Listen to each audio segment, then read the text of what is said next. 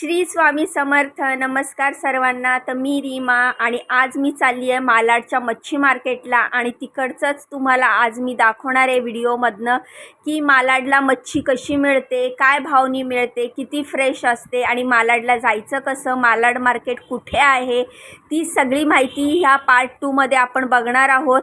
तर पार्ट 1मध्ये आपण बघितलेलं आहे की आपण मालाडला कसं येतो, कसं यायचं. तरी तुम्हाला आता शॉर्टकटमध्ये सांगते. तर घाटकोपरवरनं मी CSMT ट्रेन पकडली आणि मी दादरला उतरली. दादरवरनं मी बोरिवली स्लो ट्रेन पकडली आणि मालाड स्टेशनला उतरली. तर तुम्ही बघू शकता मालाड स्टेशनला मी उतरलेली आहे. ही बोरिवली ट्रेन आहे आणि स्टेशनच्या जवळूनच आपल्याला आहे, स्टेशनच्या जवळच मच्छी मार्केट आहे मालाडचं. तर तुम्हाला आता मी मच्छी मार्केटचा आतला व्हिडिओ दाखवणार आहे जेणेकरून तुम्हाला कळेल की ह्या मच्छी मार्केटमध्ये कशी मच्छी भेटते आणि काय भाव असतो ते सगळं तुम्हाला बघायला मिळणार आहे. तर हा आहे रस्त्याने आम्ही चालत चाललो आहे. स्टेशनच्या जवळ अगदी 2 मिनिटाच्या अंतरावर हे मच्छी मार्केट आहे.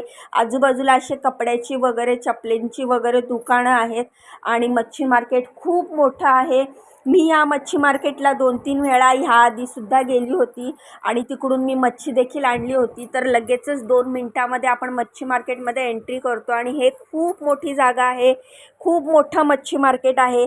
आज एंट्री केल्या केल्या तुम्हाला अनेक मच्छीवाल्या मावशी तुम्हाला स्वतःजवळ बोलवतील. बाई म्हावरं घे बोलेल, बाय घे, बांगडा घे, रावस घे, असं ते लोक बोलतात. आपण आपल्या हिशोबाने सगळीकडे भाव काढायचा. आपल्याला जिकडची मच्छी आवडेल तिकडून आपण मच्छी खरेदी करू शकतो. तर इकडे प्रत्येक प्रकारची मच्छी भेटते. तर बघू शकता मोठी मोठी कोळंबी, मोठे मोठे पापलेट, हलवा, सुरमई, रावस, बांगडे, अनेक प्रकारच्या मासे इथे बघायला मिळतात. मी आधी काय केलं, सगळीकडे राऊंड मारला, सगळीकडे भाव काढून घेतला. म्हणजे एक आपल्याला अंदाज येतो कधीही कुठलीही गोष्ट खरेदी करताना, मग ती मच्छी असू दे किंवा इतर कुठली भाजी जरी असेल तरी मी मार्केटमध्ये आधी पूर्ण मार्केटला एक राऊंड मारून बघते कुठे काय काय भाव आहे, कशा वस्तू आहेत आणि त्यानंतरच मी खरेदी करते. तर मी आधी पूर्ण सगळ्या मच्छी मार्केटला एक राऊंड मारून घेतला. बघितलं कुठे कोळंबीचा वाटा कसा आहे, कुठे सुरमई आहे, कुठे पापलेट मोठे आहे, कुठे छोटे आहेत. तर इथे मी सुरुवातीला घ्यायचा प्लॅन बनवला कोळंबीचा. तर हा पूर्ण कोळंबीचा वाटा ती मला 600 रुपये बोलली. 500ला द्यायला रेडी झाली होती पण मला तरी पण महाग वाटलं. त्यानंतर मी दुसऱ्या ठिकाणी आली. सगळीकडे आधी राऊंड मारल्यानंतर मी बहुतेक ठिकाणी बघितल्यानंतर सर्वात आधी मी पापलेट घेतली. तर चला तुम्हाला दाखवते मी पापलेट घेतली आहे कुठून. तिने मला परत मागे बोलवलं आणि तो वाटा 450ला देते बोलली. पण मी म्हटलं नको, मला 300 रुपयापर्यंतचे घ्यायचे होते. झिंगा मला 300, झिंगा म्हणजेच ही कोळंबी, पांढरी कोळंबी खूप मस्त अशी मोठी नव्हती पण मीडियम साईजची होती. सगळे मासे मी मीडियम साईजचेच घेतले कारण मोठ्या साईजचे मासे जरा महाग असतात. आम्ही 1000 रुपयाचा बजेट धरला होता की 1000 रुपयाचा म्हावरा घेऊन यायचा. पण मग ते जरासा बजेट वाढला. पण ठीक आहे, मला खूप चांगल्या इकडे मच्छी मिळाली. आणि सर्वात आधी मी इथे पापलेट बघितले. त्यानंतर मीडियम साईजचे पापलेट, म्हणजे मीडियम म्हणजे छोट्या साईजचेच पापलेट घेतले. मी तुम्हाला कुठून घेतले ते पण बघायला मिळणार आहे. त्यानंतर मी काय काय मासे घेतले ते तुम्हाला सांगते. मी पापलेट घेतला, हलवा घेतला, लाल मासे घेतले, बोंबील घेतला, झिंगा घेतला, रावस घेतली. असे खूप मासे मी घेऊन आली. आणि जवळजवळ 10-15 दिवस, 20 दिवस, म्हणजे जोपर्यंत श्रावण सुरू होत नाही तोपर्यंत हे मासे आम्हाला पुरतील एवढे मासे मी आणलेले आहेत.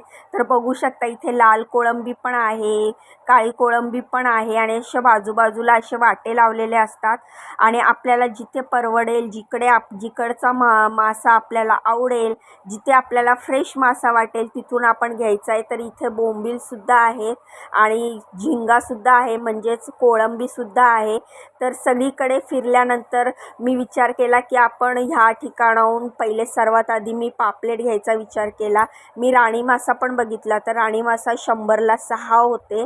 त्यानंतर ह्या मावशीकडनं इथे मी पापलेटा घेतलेल्या आहेत.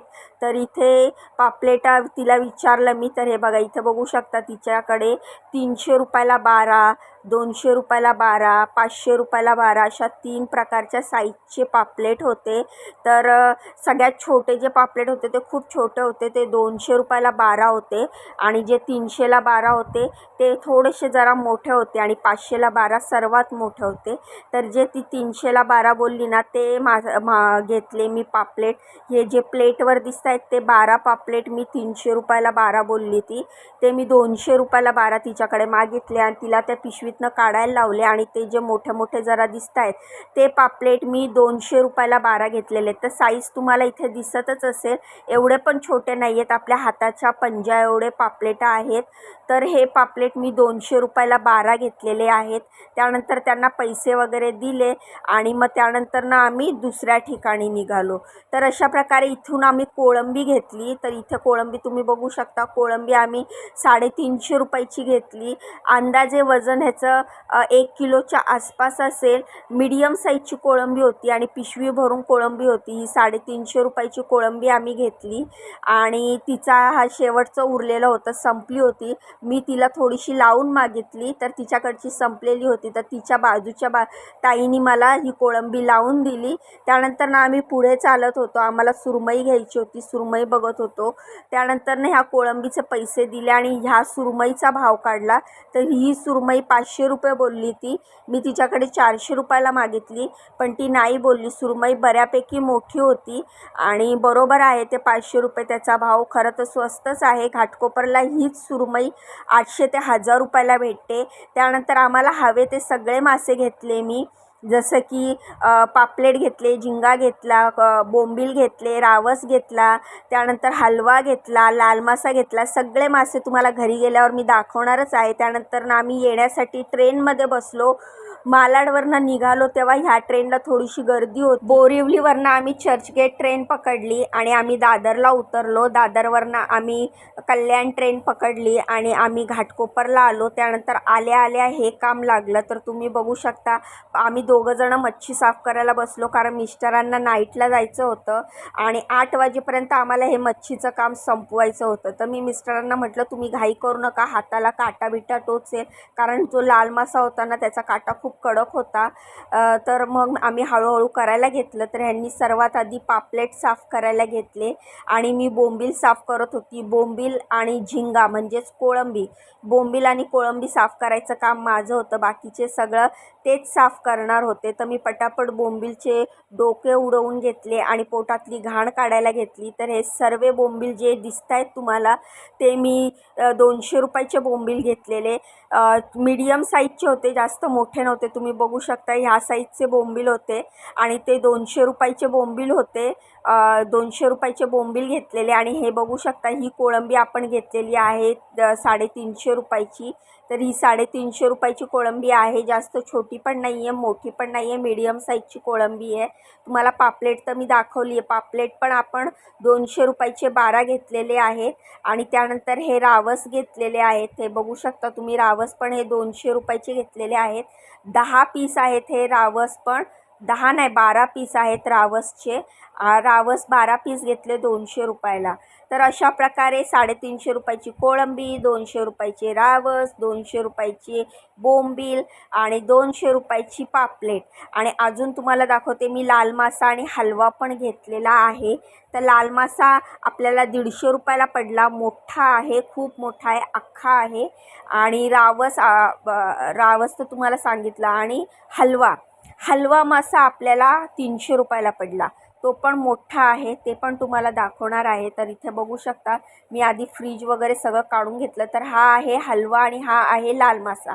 तर हलवा आणि लाल मासा 150 रुपयाचा आहे आणि तो जो हलवा आहे तो मला वाटतं ना 250 का 300 रुपयाचा. आता माझ्या एवढं लक्षात नाही आहे, पण एकंदरीत ही सर्व मच्छी आपल्याला 1250-1300 रुपयापर्यंत आलेली आहे. आणि सर्व मच्छी अशा प्रकारे साफ करून सगळी डब्यामध्ये आपल्याला ठेवायची आहे. स्टोअर कशी करायची ते तुम्हाला शॉर्टकटमध्ये सांगते. सर्व मच्छीचे खवलं काढून घ्यायचे, पोटातली घाण काढून घ्यायची आणि त्यानंतर ती स्वच्छ 2-3 पाण्याने धुवायची आणि डब्यांमध्ये फ्रीजरला ठेवायची. तर तुम्ही बघू शकता रात्रीचे 10 वाजायला आलेले आहेत आणि मी अजून मच्छी साफ करते. तर लाल माशाला खूप खवले होते, ते सगळे खवले काढले. पीसमध्ये मी कट करणार नाही आहे, कारण ह्या सुरीला धार नाही आहे, त्यामुळे ह्याला कोयताच लागणार आहे. मी फक्त खवले काढून ते फ्रीजरला ठेवणार आहे. नंतर उद्याच्याला मिस्टर त्यांना कट करतील आणि ते आता घेतलेले आहेत नाईटला. तर अशा प्रकारे मच्छी तुम्ही स्टोर करून 10 ते 15 दिवस टिकू शकते. 10 ते 15 दिवस आरामात राहू शकते. फ्रीजरला स्वच्छ करून धुवून वेगळ्या वेगळ्या कंटेनरमध्ये फ्रीजमध्ये ठेवायची. तर असा होता माझा हा मालाडचा मच्छी व्लॉग, मच्छी स्पेशल व्लॉग. तुम्हाला व्हिडिओ कसा वाटला मला कमेंट करून सांगा. व्हिडिओ आवडला असेल तर व्हिडिओला लाईक करा, चॅनलला सबस्क्राईब करा. इंस्टाग्राम फेसबुकवर बघत असाल तर फॉलो करा. हे सगळं करेपर्यंत माझ्या अंगावर पूर्ण खवले उडलेले, पूर्ण घर धुवून काढलं. त्यानंतर आंघोळ केली, झोपायला रात्रीचे 12:30 वाजले. चला बाय.